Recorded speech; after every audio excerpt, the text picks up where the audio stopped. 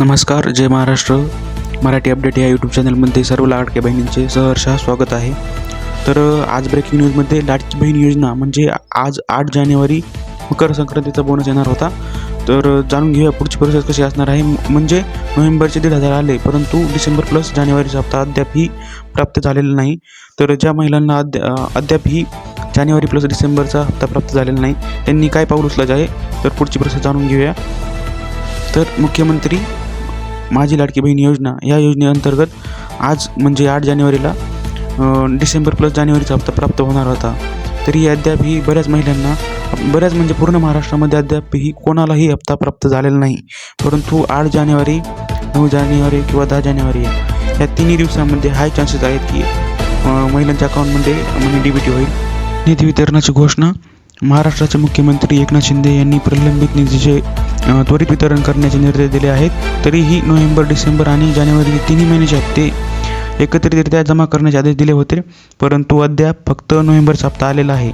ज्या बहिणींच्या अकाउंटमध्ये नोव्हेंबरचा हप्ताही आलेला नाही त्यांनी घाबरण्याचे कारण नाही, कारण की त्यांच्या अकाउंटमध्ये बोनस म्हणून 4,500 रुपये एकरकमी अमाऊंट जमा होणार आहे. तर त्या महिलांनी घाबरण्याचे काहीही कारण नाही. तर तुम्ही बघू शकता माझी लाडकी बहीण योजना या योजनेअंतर्गत आज 8 जानेवारीला नोव्हेंबरचा हप्ता उरलेल्या बहिणींच्या अकाउंटमध्ये डिपॉझिट होणार होता, परंतु महाराष्ट्रामध्ये अद्यापही त्यांमध्ये काही महिलांच्या अकाउंटमध्ये नोव्हेंबरचा हप्ता जमा झालेला नाही. ज्या बहिणींच्या अकाउंटमध्ये नोव्हेंबरचा हप्ता जमा झालेला नाही त्यांनी कमेंटमध्ये विचारू शकता. आम्हाला जेवढी मदत करता येईल तेवढी नक्की करू. तर कॅबिनेट निर्णय आणि बोनस ब्रेकडाऊन कसा आहे ते सांगू. तर कॅबिनेट निर्णय आणि बोनस ब्रेकडाऊन.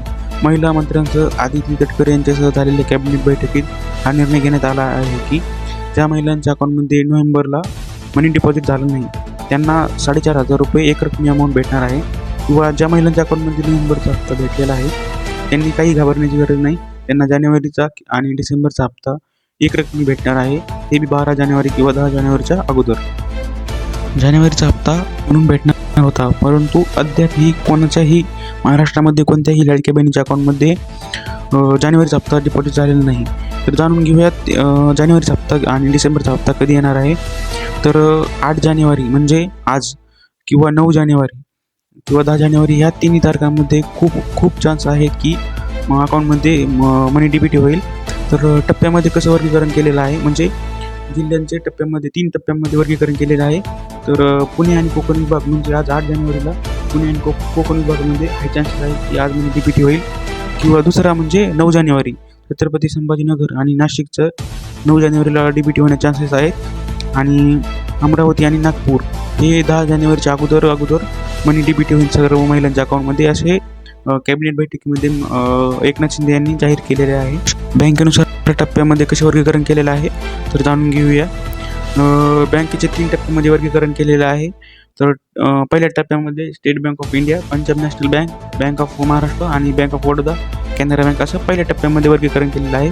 तर दुसऱ्या टप्प्यामध्ये म्हणजे स्टेज 2 मध्ये HDFC, ICICI, ॲक्सिस बँक आणि कोटक महिंद्रा असं दुसऱ्या टप्प्यामध्ये वर्गीकरण केलेलं आहे.